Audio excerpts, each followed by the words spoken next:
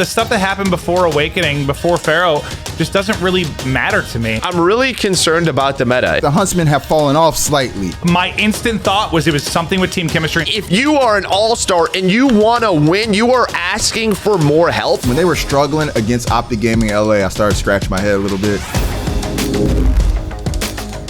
How's it going, ladies and gentlemen? Welcome back to Contesting the Point. I'm your host, Malik Forté. And guys, the regular season is over, which means it is time to head straight into champs here soon. But while we're waiting for the playoffs to start, I got MerK and Maven here to discuss some of the most recent news coming out of the league. How's it going, fellas? I'm doing great. It's been a wonderful couple days. We had the back-to-back events. I spent a couple days getting some rest in. I feel re-energized, Malik. That's what's up. How about you, MerK? How you feeling? I feel good. Yeah, we've been putting a lot of time into our own streams, but yeah, the CDL, that regular season, it went by quick, and I can't wait to get into the postseason. Man, it did zoom by for sure, man. It went by super quick. Well, guys, before we get into this game, let's go ahead and talk about the rules for all the noobs out there who don't know how this works. Here's how it goes. I'm going to present a headline from the CDL. I'm then going to give a hot take on the story. One of the guests will defend the hot take while the other attacks it. I'll award points for convincing arguments, and after 3 stories, whoever has the most points wins 60 seconds to pop off in our Astro Listen Up moment. Does that sound good, guys? Sounds great. All right, well, let's go ahead and jump into our first topic. Now, I know things have been a little slow over the past week since the playoffs don't start up until August 19th, but there's one interesting bit of news that came out over the last week. This past week, the Rocker announced that they will be putting GodRx on the bench and Exceed will be taking his spot. This seems a little bit crazy to me, a little bit wild. I feel like if you're going to make a change like this, you should have done it a few events ago. So with all of that in mind, my hot take is benching GodRx is a mistake.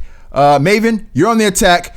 GodRx has been the go-to guy for the Rocker. Why is this a good idea now?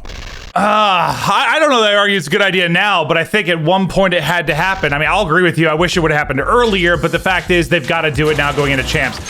Whether it's just about the stats. If you want to talk the stats, he goes from a 1.27 in hardpoint to a 1.08 online, a 1.45 at S&D to a 1.11 online, a 1.25 on LAN and Dom to a 0.92 in Dom online. So if you just want to look at the stats, clearly he has been struggling online, and I understand it, but I actually think there has to be a lot more to it than that. And I don't know the exact situation, but I've heard some murmuring. Think about this for GodRx. At the end of Black Ops 4, you were one of the best players in the game for the final couple months. At the beginning of this title, we were talking about you being an MVP candidate. Like, he was absolutely frying. And I'm wondering if some of that maybe got to his head a little bit, because then you start to struggle a lot, right? You start to lose. The team doesn't look like they once were. I'm just wondering if he was maybe tough to team with, and the inter-team chemistry started to fall off a bit, because a lot of times winning solves a lot of problems. Once you start to lose, those problems come to light. And I'm wondering if just mentally he struggled to deal with that fall off, because it's hard to go from MVP candidate to just being average. It really is. And then the team's not getting results either. So I think there's more to it. But if you just want to look at the stats, or if there's some chemistry issues at hand, we have seen teams succeed this year when they sub somebody in, and we've seen them succeed almost instantly. So I don't think it's crazy to do. Okay, so you don't think it's crazy to do. What about you, MerK? Where are you following in this argument? Because I feel like GodRx, it kind of makes no sense this late in the game to just take him out there. And I know, what Maven had to say about, his stats slipping off and his mental not quite being there. Yeah, that's important, but that's championship experience you got there. Well, I think if you look into the stats wise, even though his stats regress a little bit, they're still leading the team. And I think that's actually important, right? I mean, they've gotten 3 last places in a row. So this is more of a team thing. And I think if you want to focus on maybe his frustrations, on his focus with the squad, is he tough to team with? Look at all-star teams on struggling teams in sports. They're mad because their ownership or their teams aren't making moves. We have talked about Minnesota before of they are slipping. Teams are catching up, and maybe he was just simply frustrated that he needed more help. Alex goes down with an injury right at some point, but they bring Exceed in. And I think it's just a frustrating time for him, not only because he was leading the way, but because his team was one of the best in the world. They were a top 4 squad. Maybe he recognized that, something is up. And the rest of the team didn't like that. They didn't like that approach because they are very much a cohesive unit, right? Like, we are going to lose together. We are going to win together. But he's telling them, like, everybody else around us is changing. New York changed. Look what happens. Successful. Chicago changed. They bring on Bristini. What happens? They win. London, they bring in 0. Instantly better results. All these teams are going through these changes, and it is working. Why haven't we? We know that we have a great dynamic here, and it, that doesn't happen. They don't go through with a change. So a huge issue for me as well is we are so close to the postseason, and I don't know about Exceed. I don't know much about him. I know he brings aggression. That's what they're really focusing on. But what does aggression turn into if you're not slaying around that aggression? And again, this was the guy that was leading the way for you stats-wise. And I don't know. I know that there's talented enough players on the squad where maybe they could go on to a run. But if this was such a cohesive unit, why make a change 3 weeks out when you're going to have to work on brand new things for, a few weeks and hope that Exceed pays off? But you keep talking about this cohesive unit, this great dynamic.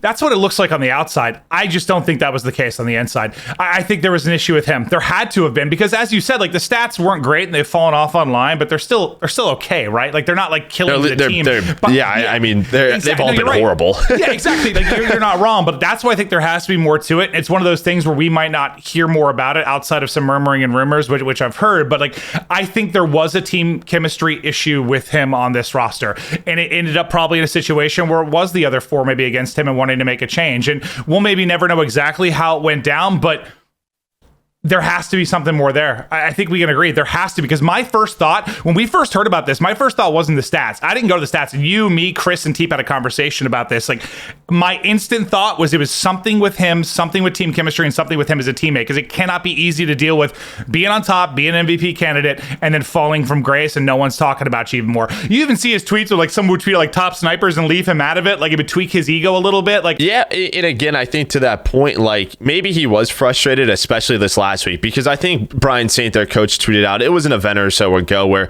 he was like, our scrims have been the best than they've ever been.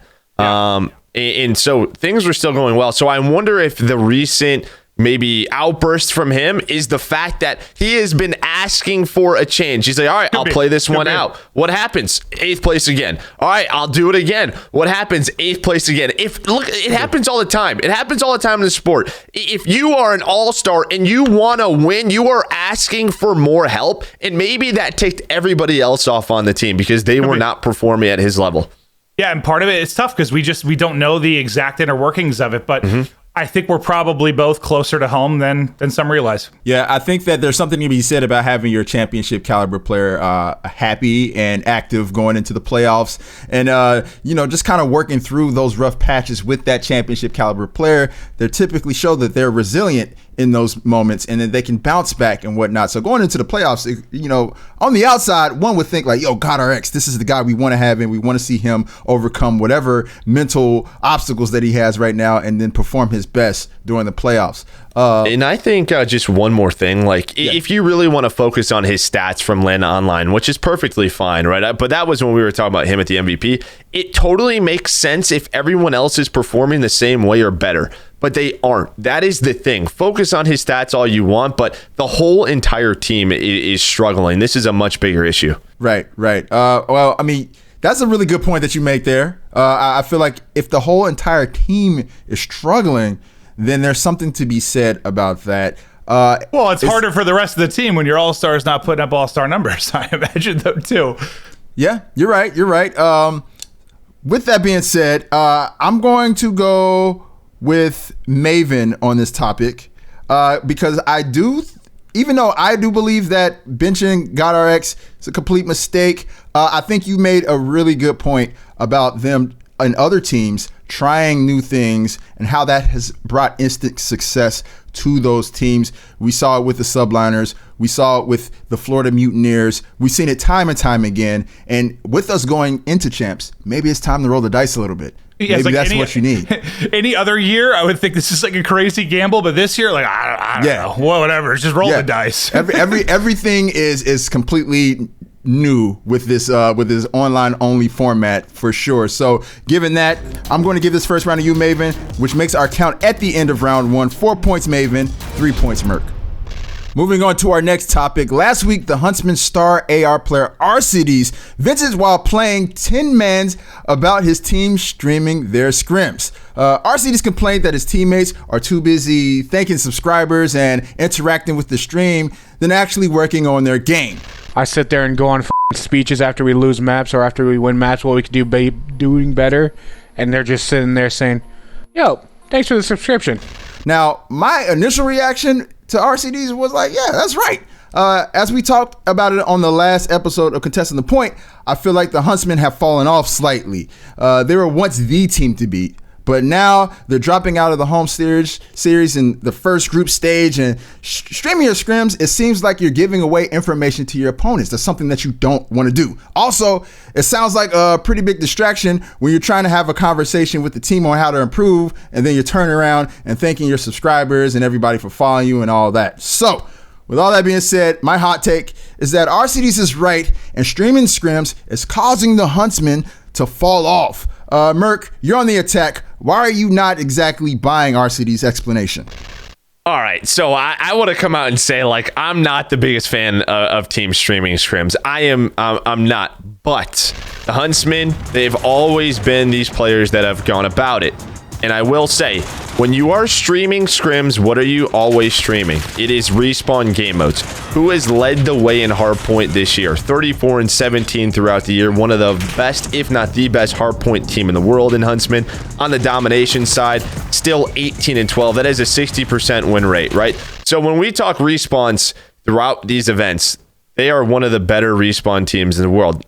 So I would just say to that, like, Chicago, they've been doing this all year, and they are still winning these games. The reason that they stream these games, they're trying to give their fans more content. And to Arcides' point, okay, maybe in between those games, right, they are thanking subs, whatever you want to do, thanking donators.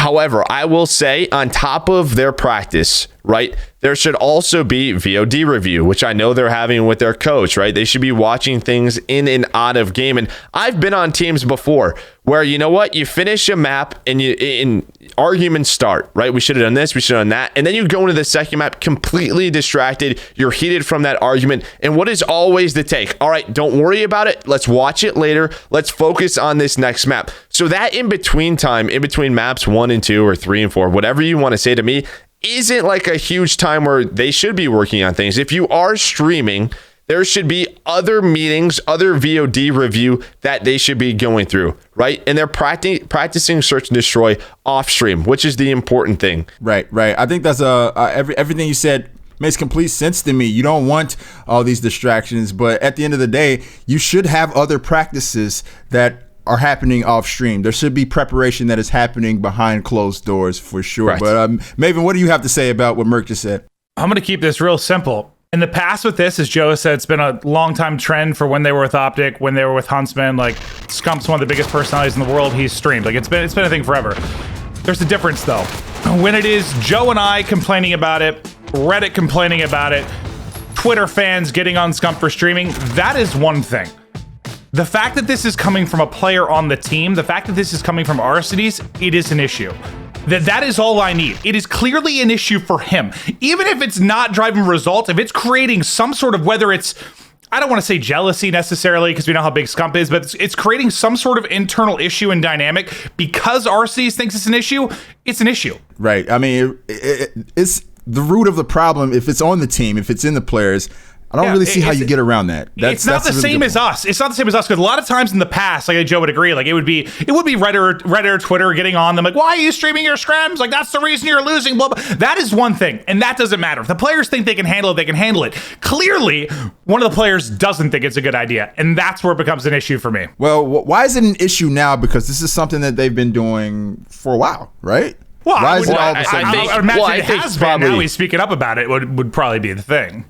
Well, and I will say, like, Arcides has also streamed it. So maybe to Arcides' point, this wasn't a big deal for them going into home series. Maybe what RCs is really focused on is the postseason and champs. And we'll have to see if they continue to stream, right? I know I've watched some times where they're on a little bit later. Why? Because they're getting a series off stream. So I think there are some precautions taken there. They're probably having that discussion. You know that his teammates have had that clip. And again, it's always going to be a discussion when you're teaming with Hex, with Scump, with Formal. They want to put out content. This is an easy way for them to do so. That conversation is absolutely being there in-house. And I think, to Clint's point, if it is a problem, it is something that they disagree on, I think either Sender, the coach, or Hector would come in and say, all right, if 2 or 3 of these people really feel this strongly about it leading up to the postseason and champs, don't stream. It's happened in the past. It has happened. If it's coming from our cities, it's important. It is. No way to look past it. Yeah, Maven, I'm definitely leaning. I'm leaning more toward what you're saying as far as this being a huge problem. If a player is complaining about it, you don't want anybody on the squad to have any, ill will towards, folks streaming and interacting with their streams. You can all do it, but you better be on the same page. And clearly they're not. Right. You still better be there mentally. With all that being said, though, I do feel that MerK makes a good point about preparation happening away from stream. I don't know why that's not normalized. I would assume it's normalized. I would 100% it is. That these guys are preparing out away from all the stream and away from the public eye. And if that's the case, then how could RCDs really truly be angry at their practice regimen when these guys are taking the time away from all of that distraction and getting their game plan together? So with that being said, I kind of think that you got a point, MerK. I think I'm gonna give this round to you. 5 and they're one of points the best respawn teams in the world, man. They only play respawn on stream. Right. And respawn is nothing to them. This hasn't affected them thus far. So with that being said, I'm gonna give this round to you, MerK, which brings our count going into round 3 to 8 apiece. All right, our final topic of the day. Since the regular season is over and we've had a chance to catch our breath and reflect on the season, there's one thing that I've noticed about the Florida Mutineers. Sure, they've won 3 events and are top 4 in the standings, but there's something about the team that just concerns me deeply.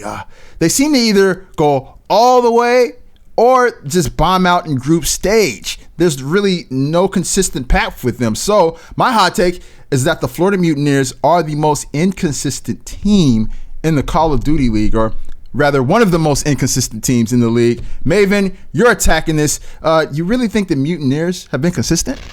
Yeah. I mean, if you look at since they added Awakening, you look at this core roster, absolutely. If you want to look over the whole year, yeah, it definitely is like a waves. They're all over the place. But I think when you're having this conversation, you have to talk about the current roster because that's what's going into champs, right? And since they added Awakening, they win 2 tournaments, they get to a semifinal, and then they bomb out in groups. But it's hard to get on them for bombing out in groups because they're in a group with Empire and FaZe, which that is what it is. Like, that's just difficult to deal with. But no, I think they've been very, very consistent since the addition of Awakening. And I guess if they were making a roster change before champs, maybe I'd have concerns. But this is their core roster. They've been consistent since it's been together. I don't have any concerns for them going into the playoffs. Consistent despite them bombing out that last. Well, do you call it bombing out when you have to play FaZe and Empire in groups? They beat them with ease before, though. I mean, well, to be fair, most of their series with Empire were like Game 5, Game 4 win. They really only rolled FaZe the one time in the final. And I mean, who has beat the top teams consistently all year? The answer is no one. That's true. Well, MerK, what do you have to say to what Maven just put out there? I mean, we're talking most inconsistent team of the year. I mean, right away, you open up with a second. That's where, they lose to Atlanta in Atlanta, and then 5th, 6th, right? And then they want to go through the roster change. They bring in Pharaoh, 7th, 8th, right? And then they win. They win, and then they get 7th, 8th. That was the surprising when they bring Pharaoh on before they get Awakening. They get last place, then they win again, and then they get last. So it's this sort of, we need to add a player to give us something new. Then we get there, we win 1, and then we go to their own home series and get last place. Then they have to bring on Awakening. And I know their back-to-back was impressive, but it was a lot of momentum. We know that. It was one of the weeks where you had back-to-back weeks. And I guess with the Awakening roster, the thing that I am worried about is how good they looked those 2 weeks with the AR meta and the AR meta shift. Then once we went away from 3 ARs a little bit more, went back to 2 ARs across the maps, that's when you saw them get to a semifinal. And a semifinal's good. I'm not saying it's bad at all, right? I mean, some of the most consistent teams, they haven't won every single time. It's a tough league, especially on Sunday in single elimination. But I thought at week 13, Toronto, the last weekend that we saw, yes, they were in a tough group, but they got smoked by Dallas. And I'm not saying Dallas is a team that, all right, they should beat every single time, but they were at least trading blows back and forth. This time around, they're not doing so. So I'm really concerned about the meta and how the meta change is going to affect them. And I mean, yeah, they start off great with Awakening, but you can see it's like, all right, we think this team is the best team in the world. They are destroying 3-capping FaZe. And then a couple of weeks later, they get a semifinal and we're like, all right, if this team's still the best team in the world, semifinal is A-okay. Well, let's see what they do at the last year. This is time they're going to really want to make a statement before champs. What happens before that? They have a dud, and that is not the time you want a dud at all. Right. Yeah. That's how I think you make a lot of good points about that final home series and how they performed, and just their games against the Dallas Empire in that series, and even the home series event before when they got 3-0'd by Dallas on Sunday. There's something about that sticks out in my mind. That whole home series to me was inconsistent. For the Florida Mutineers. They had a match where they beat the Optic Gaming LA squad 3-2. It was a hard-fought battle against a team that I thought they should have completely destroyed. Right. And then they struggled against the London Royal Ravens and ended up losing that match. So I mean, there was a lot of inconsistency just in those last 2 weeks. Yeah, but like you can say the same about Empire, same about Huntsmen, same about FaZe. Like they've all had their off events where they haven't performed very well. It's just I guess I think Joe's correct. If you're looking at the entire year, fine, I get it, but I just don't know how you have this conversation and not have it about the current roster, because it's all that matters to me. Like the stuff that happened before Awakening, before Pharaoh, just doesn't really matter to me. Like I don't know. Like let's say if FaZe had won 3 events in a row and they got last place the first 3 of the year, would we be talking about those events they got last 3 times at the beginning of the year? Like, no, it just doesn't matter at this point. It's so long ago. I guess it's not on anyone's against radar. that, like they won 2 events in a row. We were talking about them being so far ahead, so far in front. Well, and then you're very right. quickly teams caught up to them. Well, I've spoken about this in the past, but I think it's more I want to say almost an immaturity thing. Like they were on top, and Joe, in your career, sometimes when you're on top, it's really tough to stay on top. Everybody's hunting for you, and I think they let their foot off the pedal a little bit. I do, but it doesn't create issues for me for champs. They're going to be locked in. They're going to be one of the teams to beat for sure. But yeah, I get your point, but I think it's just they took the foot off the pedal. I think there have been so many teams in the history of Call of Duty that are guilty of that. You win, you get over that hump, you're feeling good, and it's like we're on top now, and it's hard to stay there. It's one of the hardest things to do in any competitive sport or esport, to stay on top. You know what? That's a really good point, Maven. I do feel like that's something that is completely undersold in just any type of competition, but especially in competitive gaming. Beating somebody twice, thrice, back to back, whatever the case. It's hard. Super difficult. I think they should have played better. I do, but I guess I'm not that disappointed in their results. Like they could have played better for sure, but yeah, I don't know. It's like they got last place at an event or something. Then maybe I'd be panicking. You know what? I feel you. I'm with MerK in the sense that I expected more out of them in those final 2 home series events. When they were struggling against Optic Gaming LA, I started scratching my head a little bit. Seeing them against the London Royal Ravens drop that game too, and then finally getting 3-0 by Dallas, and then the following week being ousted in group stages, it just did not seem like the same Florida team that came in with the fire. It's like that same Optic team smoked Huntsmen, so it's like I don't know. Like I was getting there. I was actually getting there. Yeah. I was going to say if we really held them to the same regard as we hold other teams, though, we can't be too mad at Florida. They still shown that they are a threat, and this is a very hard one to attack and defend. So you know what? I'm gonna give this to you, Maven. I think you make a good point. We should look at the Florida Mutineers as they are now with Awakening and forward. If we look at the entire season, they've been wonky. Those last 2 weeks, not their best, but they still at least did show up at one of those home series and make it all the way to Sunday.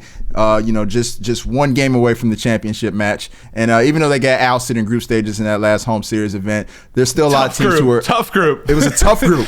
It was a tough group with all the top teams, and everybody's still adjusting to the meta. So with that being said, I'm going to give this round to you, Maven, which gives you the game. This round was 4-3, Maven, which brings our final score to 12-11. Maven, you get 60 seconds to pop off in our Astro Listen Up moment. What do you have to say to the people, man?